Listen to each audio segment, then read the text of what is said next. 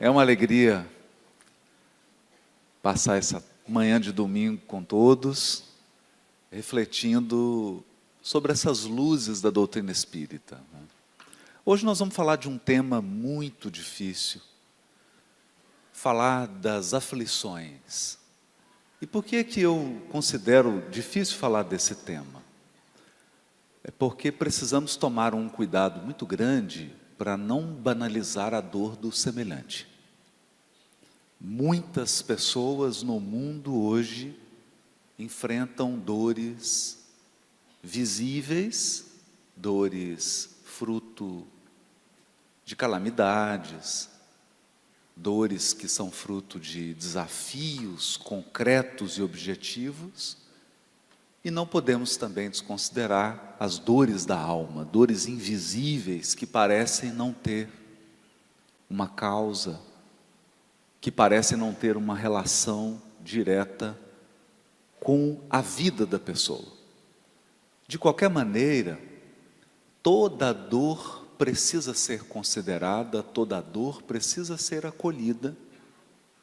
O primeiro movimento que o Cristo nos recomenda é o movimento do reconhecimento e da aceitação de que dói, de que estamos sofrendo, de que estamos aflitos. O primeiro movimento nunca é o da compreensão. Primeiro nós acolhemos a dor, aceitamos a dor, para, no momento posterior, compreendermos as causas. É por esta razão que o Espiritismo não é chamado de o esclarecedor prometido. Podia ser, né? Espiritismo, o esclarecedor prometido. Não. O Espiritismo é conhecido como o consolador prometido. Então, primeiro nós somos acolhidos, consolados, envolvidos na compaixão divina. E por que estou pontuando esse ponto? O tema para a nossa reflexão dessa manhã é justiça das aflições. Bom, aflição todo mundo aqui conhece. Não precisa explicar. Justiça sim. Talvez a gente tenha que refletir um pouco mais sobre os nossos conceitos de justiça. Especialmente quando nos referimos à justiça divina, que jamais deve ser confundida com a justiça humana. E eu vou contar uma história para mostrar a diferença. Um dos casos mais desafiadores que a justiça humana colocou em minhas mãos foi um caso de um grupo de assaltantes que observou uma família durante um mês, numa cidade relativamente pequena.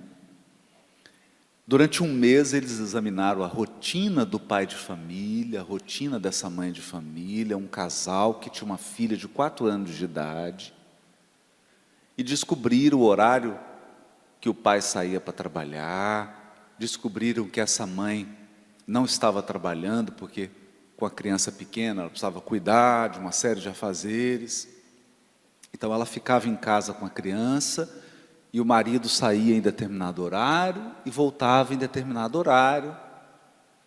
Quando, num certo dia, esse pai de família saiu para trabalhar, eles pararam na porta da casa com uma caminhonete, 2 ficaram do lado de fora, um ficou vigiando na porta, o outro entrou com uma arma, pediu para que a dona da casa ficasse num canto com a criança de 4 anos, então eles começaram a roubar tudo. Foram na gaveta, levaram joias, levaram eletrodomésticos, e ela ficou num canto com uma criança, abraçadinha com a criança, enquanto ele esvaziava a casa, levando todos os bens materiais de valor. Assim que ele pegou todos os bens e colocaram na caminhonete. Ao invés de ele entrar na caminhonete e ir embora, ele voltou, deu um tiro na cabeça da mãe e um tiro na cabeça da criança de 4 anos de idade. E esse caso então veio a júri e eu era o julgador humano do caso. Então me lembro com muita dor do momento em que esse marido clamava com toda razão, né, e com muita comoção, que ele exigia que a justiça fosse feita. Qual justiça? Eu pergunto a todos aqui, qual justiça? Porque prender esses criminosos vai devolver a esposa e a filha? Não. Matar os criminosos vai devolver a esposa e a filha? Cortar os criminosos em pedacinho vai devolver? Não vai. Então o que isso significa? Que a justiça humana não é capaz de fazer a justiça completa.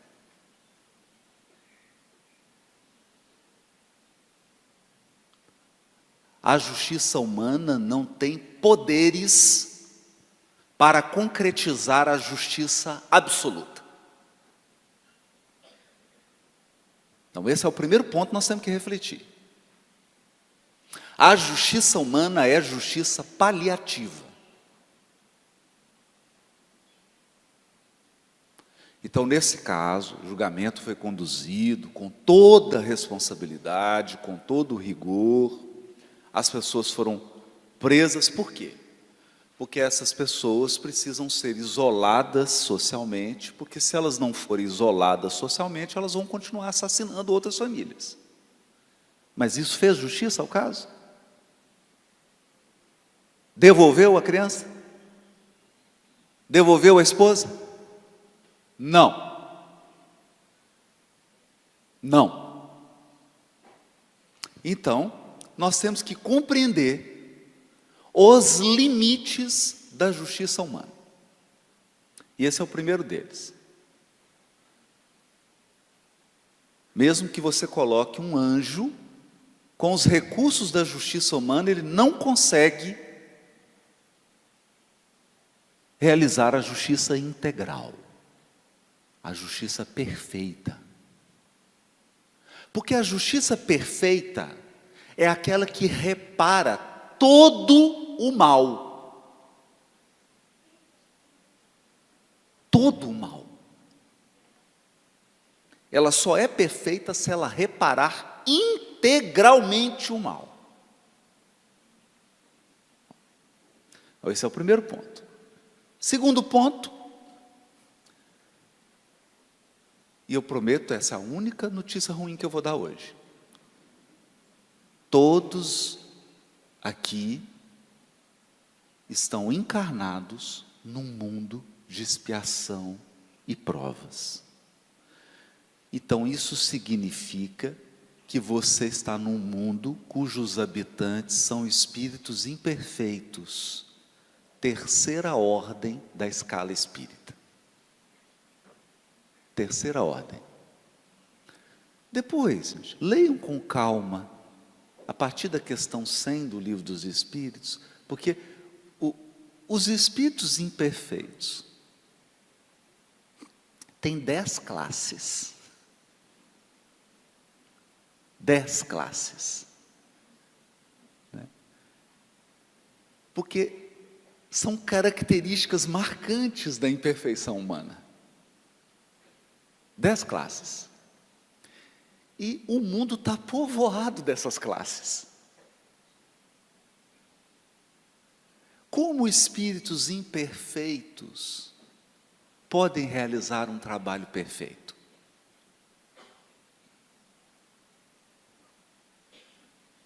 Como agentes humanos podem entregar um resultado divino? Eu pergunto, como agentes humanos podem entregar um resultado divino.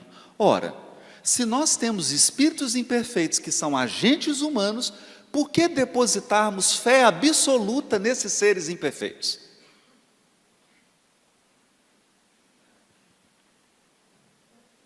E isso acontece. Nós retiramos a nossa confiança do poder supremo e depositamos a nossa confiança em seres humanos imperfeitos, acreditando que eles vão nos entregar resultados perfeitos.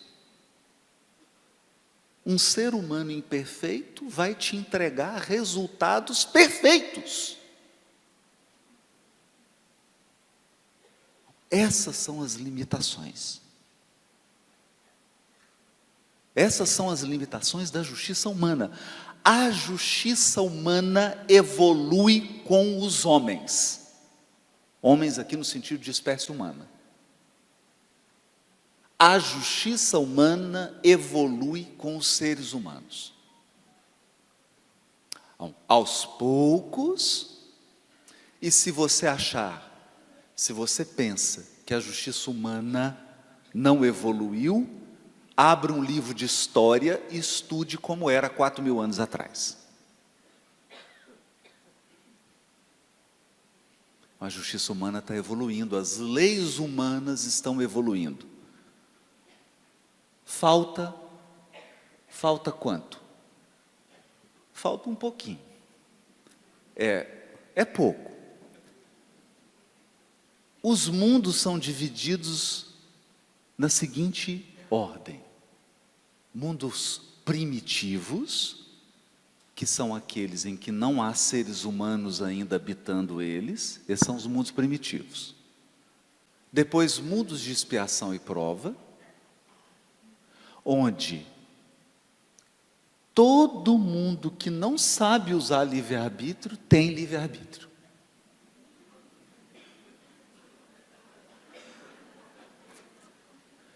Depois você tem os mundos de regeneração.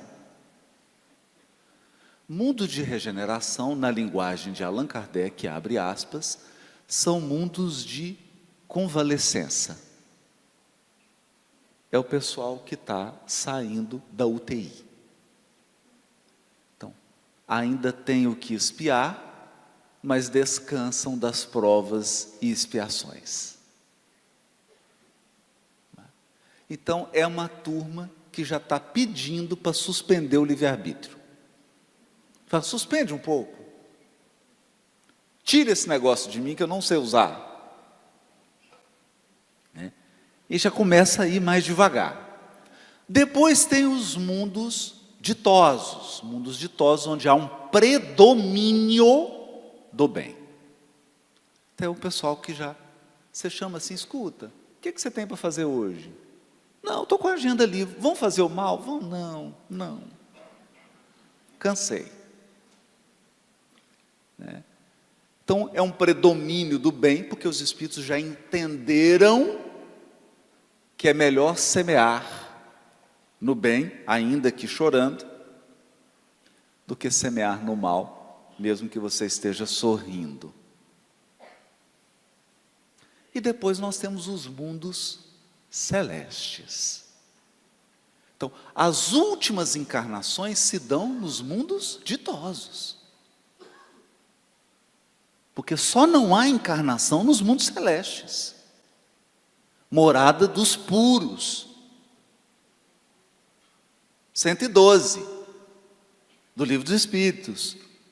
Puros, espíritos que, não tendo mais o que expiar, não tendo mais provas, e não tendo necessidade de encarnar em corpos perecíveis, realizam a felicidade eterna no seio de Deus. Mundo celeste. Voltando, nós estamos nos mundos de expiação e prova. Então, a gente tem ainda que passar para regeneração, depois ditoso, depois celeste. Nós não estamos nem na metade do caminho ainda. nós não estamos nem na metade do caminho. A metade do caminho é mundo de regeneração.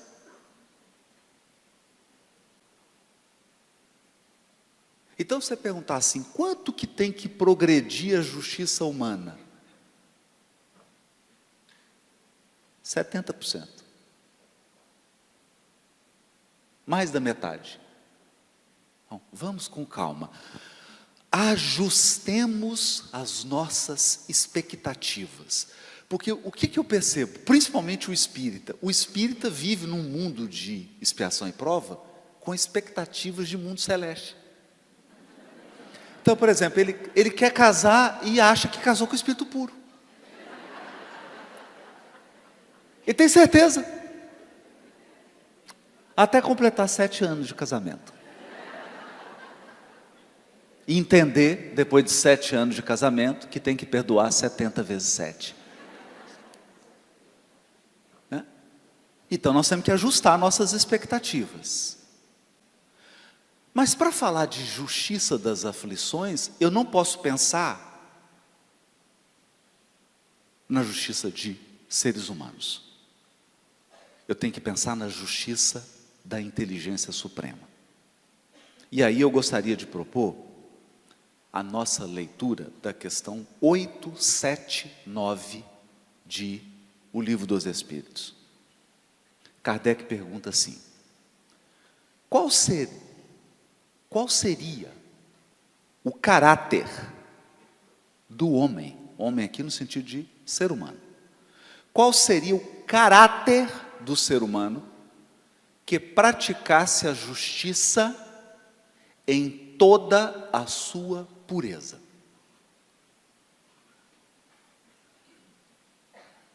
Então, se eu encontrasse um ser humano que praticasse a justiça em toda a sua pureza, você fala assim, mas esse é justo, 100% justo. Qual seria o caráter desse ser humano? Aí eles respondem: o do verdadeiro justo.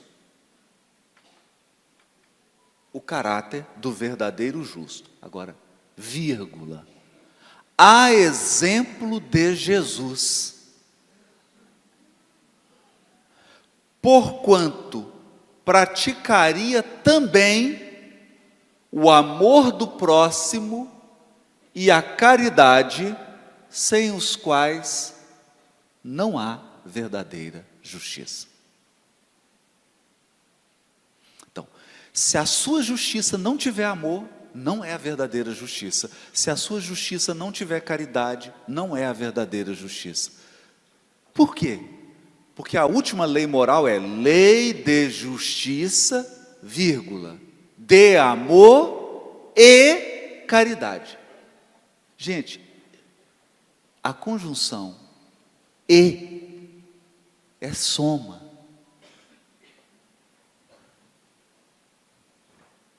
A lei é de justiça, amor e caridade. Agora eu vou passar uma receita, por favor. Receita de bolo de cenoura. 2 cenouras raladas. 2 xícaras de farinha de trigo. 1 xícara de açúcar. 1 xícara de óleo. Coloca no liquidificador. Bate. Por 10 minutos. Enquanto está batendo, unta a forma com manteiga ou margarina. Está todo mundo acompanhando? 10 minutos bateu. Desliga o liquidificador. Pega a massa. Agora, por favor, tira a cenoura.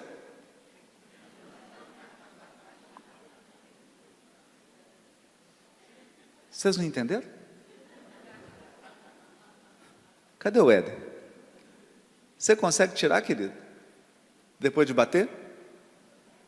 Consegue? Alguém aqui consegue? Tá. Então, Bolo de cenoura, tudo ok. Agora, receita de justiça divina. Que todo espírita acha que conhece tudo. Receita de justiça divina. Pega o liquidificador. Não liga ainda não. Coloca infinita justiça. Não é 2 xícaras não. Infinita. Agora você pega infinito amor. Coloca no liquidificador. Agora coloca infinita caridade. Bate. Bate? Meia hora. Agora o pessoal de trás aí. Unta a forma. Desliga o liquidificador. Agora, por favor, tira o amor.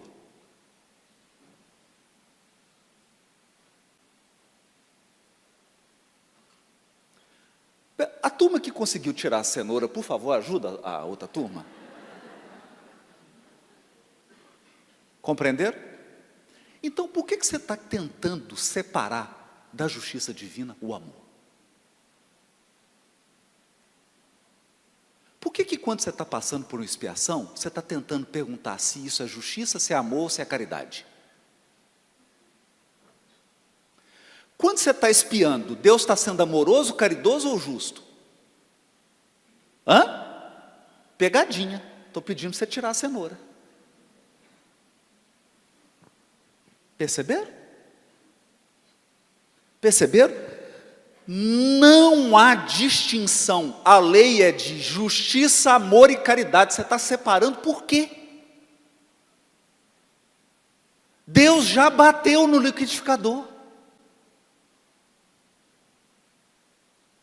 Você está separando por quê? Ah, Deus está sendo justo. Ah, então você separou a cenoura.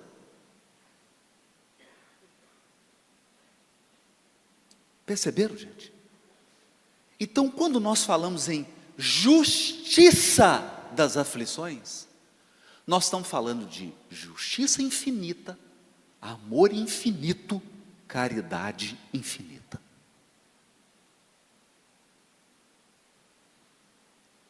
Sabe por quê? Porque nem a justiça humana, hoje, século 21, nem a justiça humana só pune. Nem a justiça humana.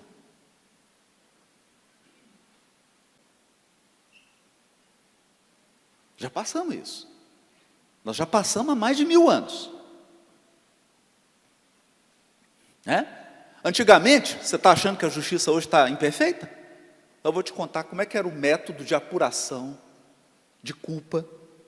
O método era assim: pegava o sujeito assim, falando, querido, foi você que cometeu o crime? Não sei, então vem cá. Aí colocava um óleo fervendo, jogava o indivíduo e falava, se sair vivo não foi ele. Todo mundo era culpado. Não é? Era assim. A investigação era assim. Agora tem um que era ótimo. Que era assim, quem cometeu o crime? Ah, foi a fulana. Mata a família inteira.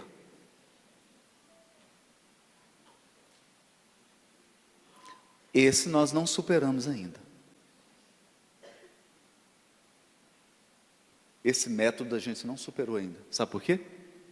O sujeito comete o crime, eu mando ele para a cadeia. Os filhos de 2, 4, 5 anos não tem mais o provedor. Então as crianças pagam a pena do pai que cometeu o crime. Mas nós estamos no meio do caminho? Onde você está encarnado, em que mundo? Mundo de? Então por que você está com expectativa de justiça celeste? Justiça de mundo celeste? Temos que evoluir. Vamos ter que trabalhar muito para evoluir as leis, para evoluir as instituições humanas, para que elas Avancem muito na direção das instituições celestes. Esse é o ponto. Então, diante da aflição, nós precisamos pensar o seguinte: será que Deus está só te punindo? Não. Então nós vamos tirar esse conceito agora. E vamos lá para Código Penal da Vida Futura. Porque tem um Código Penal na lei divina. Tem. Claro que tem. Porque se durante a sua encarnação você está exercendo o seu livre-arbítrio e você não comete nenhum crime, a lei penal divina não te atinge, você não cometeu crime.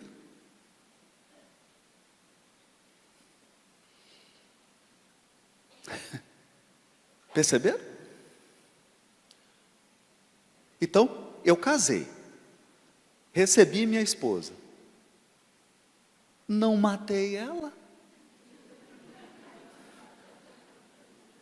A lei penal divina vai me atingir? Não, minha mulher está viva. Agora, eu casei, matei minha esposa. Qual lei divina vai me reger? Código Penal da Vida Futura. Por quê? Por quê, gente? Porque você é um espírito criminoso.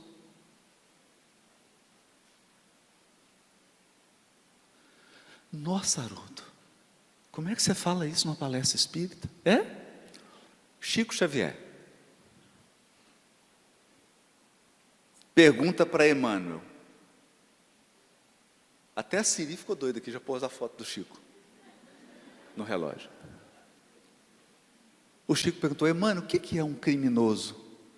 Emmanuel falou: Chico, qualquer um de nós que foi descoberto.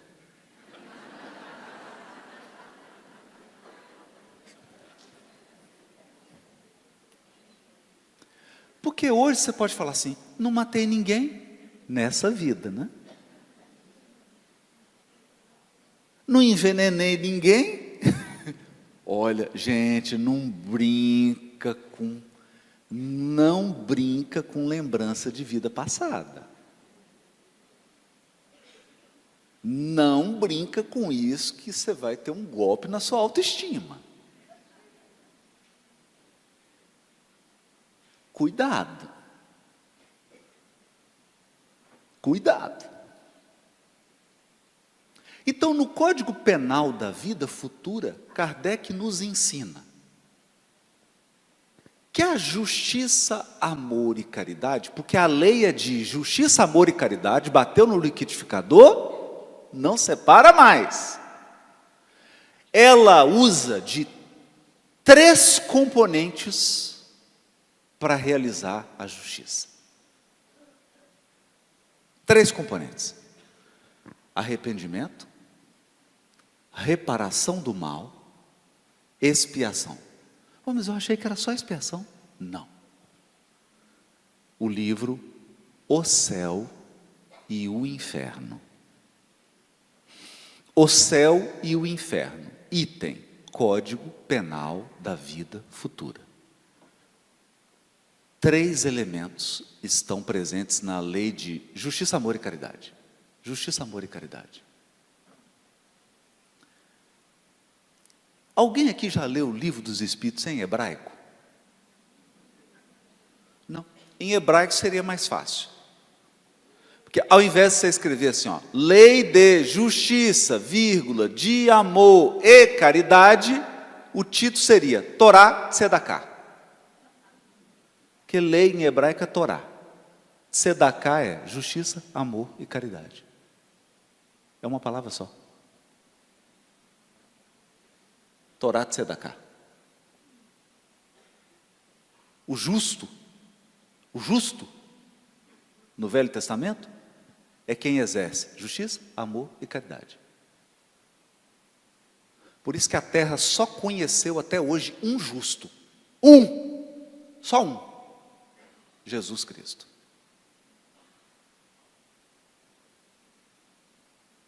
justo, completo. Então vamos lá?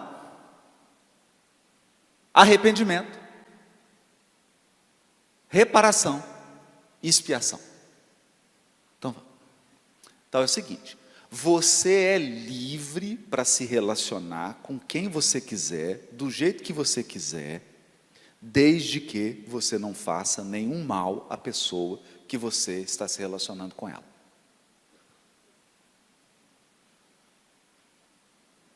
Aí você começa a relacionar. Está relacionando e fala assim: acho que eu vou prejudicar essa pessoa. E exercendo o seu livre-arbítrio, o que você faz? Prejudica a pessoa que você está relacionando com ela. Querem que eu dê exemplo? Então, você mata a pessoa, envenena, trai, abandona, engana.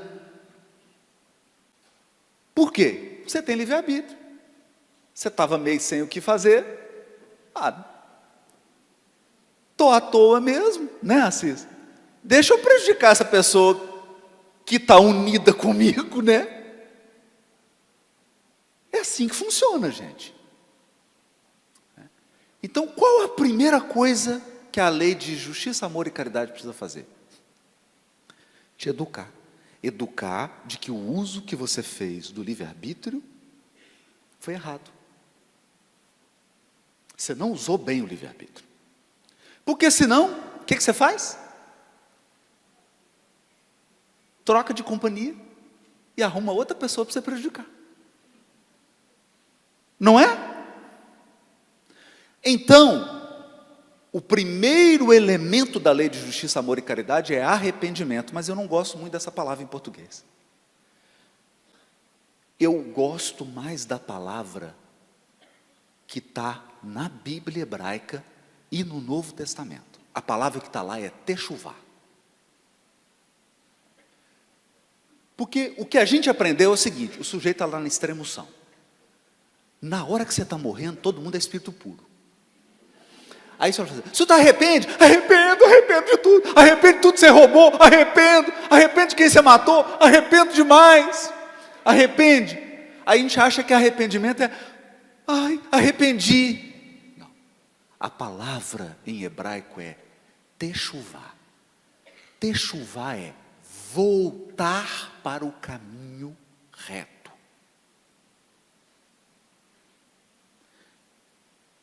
Isso é techuvá. Então, o primeiro movimento que a lei faz com a gente, ela chega e fala assim: escuta aqui, não está legal esse caminho que você está andando nele. Esse caminho que você escolheu está muito errado. Aí você fala assim: mas eu estou achando bom. Vocês lembram do Auto da Compadecida? O Auto da Compadecida, o sujeito com aquele chapeuzinho de cangaceiro, aponta a espingarda. Era um padre. Aí ele tira o chapeuzinho e fala assim: lembra disso? Dá um azar matar padre. Aí o padre fala assim: sobretudo para o padre. Não é? Percebeu?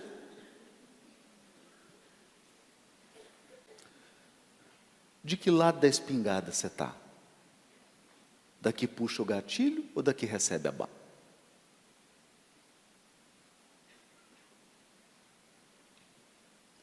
Porque se você está do lado que puxa o gatilho, não dói. Dói não. Não dói.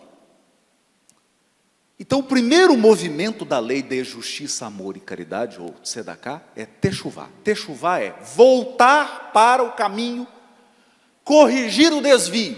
Tem nada de arrepender. Ai, arrependi. Não adianta, filho. Vem com essa conversa fiada. Ai, arrependi. Arrependeu mesmo? Muda de caminho. Não vem com conversinha. Muda de caminho. Techuvá. Voltei para o caminho. Eu estava desviado, voltei para o caminho. Acabou? Não. Voltou para o caminho. Aí agora a lei de justiça, amor e caridade vem com o relatório. O relatório do dano causado. Relatório do dano causado. Então a lei divina levanta todos os danos que você causou. Todos os danos. Então eu lembro, estava fazendo um interrogatório, Assis, de um preso, falei assim, foi você que matou? Essa pergunta boba, né? Ele respondeu, fui. Eu falei, gente, primeira vez que eu vejo isso. Fui. Falei, mas você matou 17. Falei, doutor, eu gosto de matar.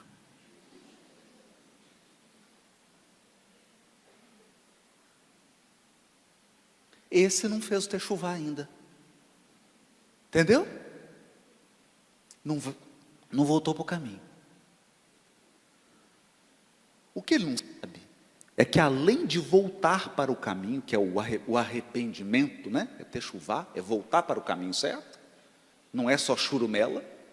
Não adianta você ficar, arrependi, ai Deus, eu me arrependi. Não, não adianta, não gaste suas lágrimas. Volta para o caminho certo. Isso é o verdadeiro arrependimento. Depois vem a lista com o mal que você tem que reparar. Vamos lá. Você está dentro de casa, você, mamãe, papai, mamãe cuidando de você, e você é um adolescente de 32 anos. Aí mamãe chega e fala, filho, almoço está pronto. Você quer que mamãe ponha o prato para você? Fala, quero mamãe. Estou ocupado jogando videogame. Né? Aí mamãe faz o prato. Aí o adolescente de 32 come. O prato está sujo. Quem lava o prato? Mamãe. Na lei de justiça, amor e caridade. Quem lava o prato? É tu. É tu. Repara o mal quem provocou o mal. Só que a justiça divina é integral, porque ela é o seguinte, fala assim, filho, o que você fez na última? Tirei a vida dele. Ele fala assim, manda entrar a vítima. Aí entra a vítima. Esse sem vergonha me matou, tirou minha vida, tirou meus bens. O que ele fez? Tirou meus bens. Quanto que dá isso corrigido? Com o dólar atual. Deu tanto, corrigiu. Qual que é o índice que nós vamos usar de correção? INPC. Tirou a vida? Tirei a vida. Que mais? Não, só roubou tudo e tirou a vida. E agora? Agora, você vai receber ele como filho. Porque você tirou a vida dele, agora você vai dar a vida. E sabe aquela vida tranquila que você estava programando?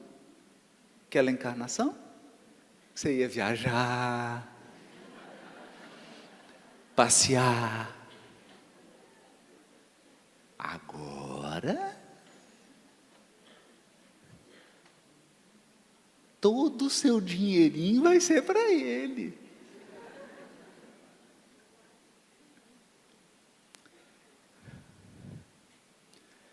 Você vai construir uma grande empresa que vai dar uma renda boa, que é tudo que você está devendo.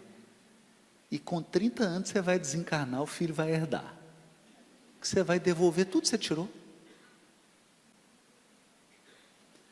Gente, é perfeita essa justiça.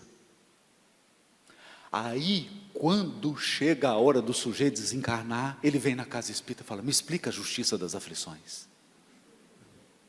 Por que uma pessoa tão nova quanto eu, no auge da vida, uma empresa, dando esse lucro, desencarnar agora, por que vocês fizeram isso comigo? Aí o benfeitor fala assim: tu quer saber de verdade?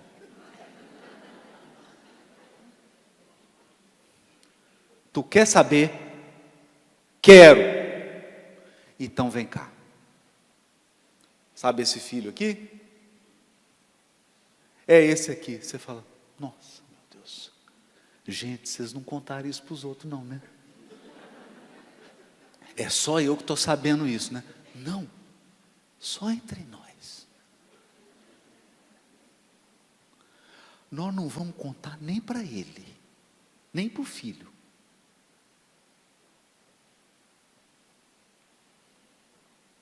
Perceberam? Reparação. Mas para terminar, que o tempo terminou, falta uma. Mas falta ainda. Jesus amado, eu já retomei o bom caminho. Eu já reparei todo o mal. Ainda tem? Tem. Expiação. Tem mais um. Como é que é a expiação? A expiação é o seguinte: de que lado da espingarda você estava? De que lado da espingarda? Do lado que puxou o gatilho. Filho, agora nós vamos te pôr do outro lado. Do lado que recebe a bala.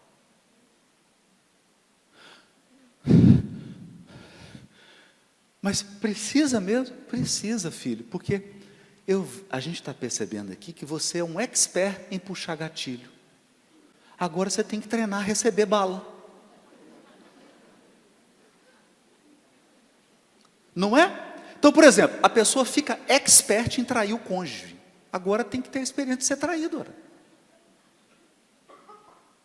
Sabe por quê? Para você experimentar ambos os lados e para você distinguir o bem do mal. Porque a gente está vendo essa conversinha, esse sofisma no mundo. Tudo pode. Não tem bem e mal. Bem e mal é relativo. De que lado você está da espingarda?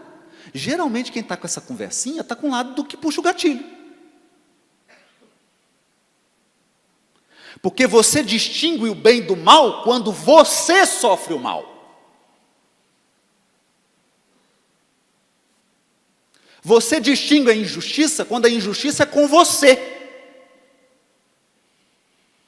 Porque quando você está praticando a injustiça, você não distingue que é injustiça. Parece até que é justo. Parece até que é justo. Então a lei nos dá a experiência. Aí você fica, quando alguém te convida,